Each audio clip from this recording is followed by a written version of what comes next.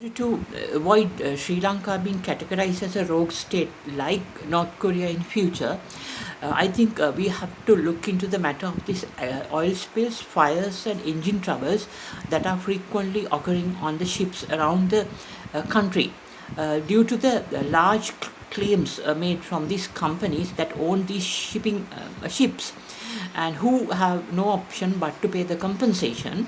even if these oil spills and engine troubles and fires which cannot source may be artificial or may be natural, or it can be man-made or it can be natural. So in order to stop Sri Lanka being categorized as a rogue state in the future, because if, in case these incidents have been done artificially or man-made incidents, in order to claim compensation of large amounts in US dollars, since the shipping companies have no option because they can be denied entry into the country in case they don't pay the requested amount of payments from the Attorney General's department, since Attorney General decides according to the executive branch of the country as requirements and not the courts that decide these claims.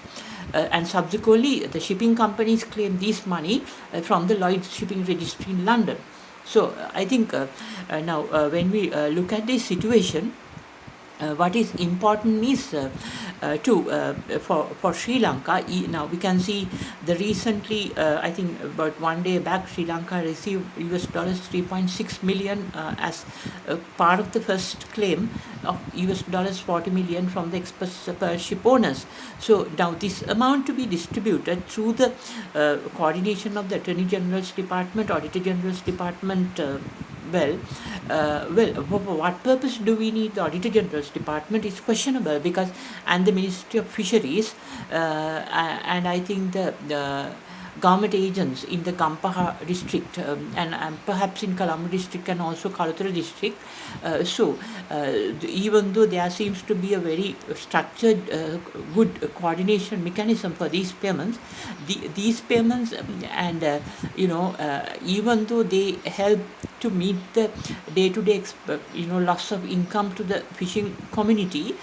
in this western coast, the question is, even if they start the fishing industry later,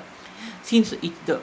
sea and the oceans are now mixed with chemicals, and also, for example, the chemical fertilizer is banned in Sri Lanka. In that case, now the chemicals can be swallowed by the fish, and then the chemicals enter into the fish the body system, fish system, and then the people who do the fishing bring them into the market, and then once again it becomes the same poison, even though this time from fish. Earlier it was from agriculture, since the government stopped chemical fertilizer and shifted to carbonic fertilizer. So